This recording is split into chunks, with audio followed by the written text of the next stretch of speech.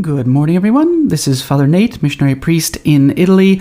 Today is August 19th, and today we're celebrating Wednesday of the 20th week in Ordinary Time. Today's Gospel comes to us from the Gospel according to Matthew, chapter 20, verses 1 through 16.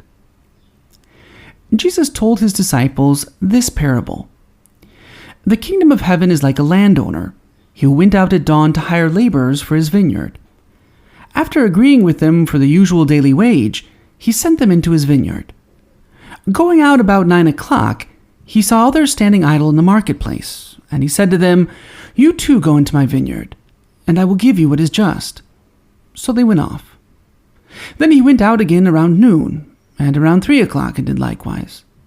Going out about 5 o'clock, he found others standing around, and said to them, "Why do you stand here idle all day?" They answered, "Because no one has hired us." He said to them, "You too go into my vineyard." When it was evening, the owner of the vineyard said to his foreman, "Summon the laborers and give them their pay, beginning with the last and ending with the first." When those who had started about 5 o'clock came, each received the usual daily wage. So when the first came, they thought they would receive more, but each of them also got the usual wage. And on receiving it, they grumbled against the landowner, saying, "These last ones worked only 1 hour, and you have made them equal to us, who bore the day's burden and the heat." He said to one of them in reply, "My friend, I am not cheating you. Did you not agree with me for the usual daily wage? Take what is yours and go. What if I wish to give this last one the same as you? Or am I not free to do as I wish with my own money? Are you envious because I am generous? Thus, the last will be first, and the first will be last." Today's Gospel presents us with the parable of the workers in the vineyard.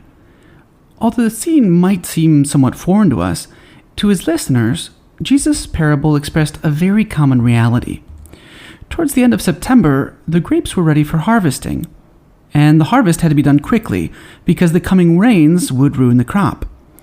Hence, there was always a need for extra hands to harvest, and those extra hands would come from the daily laborers who would wander on the market, awaiting hire.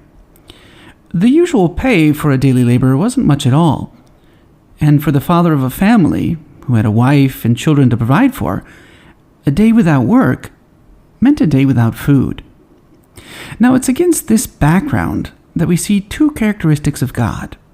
First, his compassion, and second, his generosity.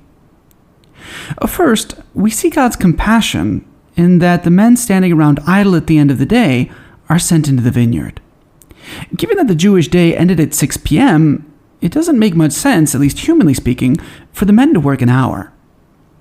However, the owner summons even these workers to help. In this, we see that it's part of man's dignity that he work, and in this way participate in God's works. There's a very real sense in which laziness or a lack of things to do goes against man's dignity. God wants to put everyone to work, everyone to use. Even though their labors might not seem to much to them or maybe even to others, nevertheless, God wants them to cooperate with him in his labors. Secondly, we also see God's generosity. Indeed, this is the point that the owner makes at the end. Am I not free to do as I wish with my own money? Are you envious because I am generous? Yeah, strictly speaking, if we're talking about strict generosity or strict justice, those who work less should receive less. But God is generous. The owner knew that his workers needed those wages to survive, so he gave them a full day's worth of wages for an hour of work. Notice that the first group made a contract with the owner. After agreeing with them for the usual daily wage, he sent them into his vineyard. That's what the gospel says. But for the later groups, there's no such contract. There's no agreement. They're simply sent to work, and they're told that payment will be forthcoming. So what does this mean for all of us? Well, on the one hand, we're reminded that God puts everyone to work in his kingdom. All of us need to help spread the gospel and bring others to Christ. Now, some of us come later, and some of us began sooner in life, but the timing doesn't matter, right? For those who practiced their faith longer or entered religious life earlier, it's not like they can say, well, I've done enough, right? Nor should they look down on the ones who came later, because God calls all of us to work, and once He calls and once we get it in the vineyard, it's working until the day's done. Likewise, we need to be generous in our service. The first group made a contract with the owner, and they received the just reward. However, it's clear that they were working just for the money, and they became angry with the owner, right? In our lives too, sometimes we run the risk of losing sight of the fact that everything we do, all of our apostolates, works, prayers, whatever, they're all meant first and foremost to help us become saints, and second, to help bring others to God. These are the two things that really, really matter, right? We have faith that God will reward us, and that knowledge is enough, right? Being with God, serving with Him is our goal, right? And not just some heavenly paycheck, as it were, right? As St. Bernard once said, or he asked his monks, he said, what do you seek? The consolations of God, or the God of all consolations, right? So what do we seek? Like, the rewards, the good feelings, temporal benefits of serving God? Or do we just seek God because He's God? Yeah, He'll reward us, right? Maybe in this life, but certainly in the next, and that's enough. I don't need to get a paycheck here on earth.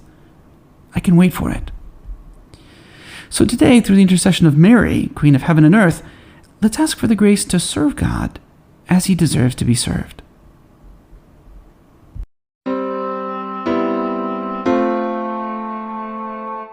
Thank you for watching.